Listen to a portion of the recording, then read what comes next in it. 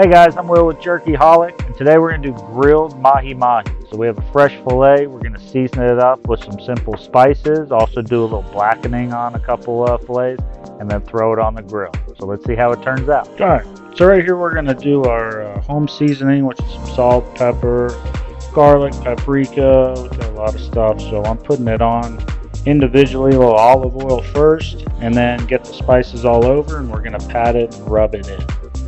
We're going to do this for both sides of the filet. If you want to add all the seasonings into a shaker and then just sprinkle it on, you can do that as well. It's up to you. But make sure you get both sides of this filet coated real well with these seasonings.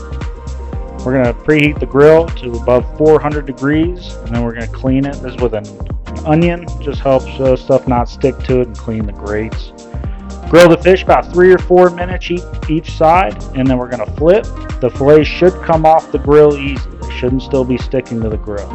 So after they're finished, pull them off, and they should flake real easy when done, or you can test them. It should be about 145 degrees internal. Enjoy!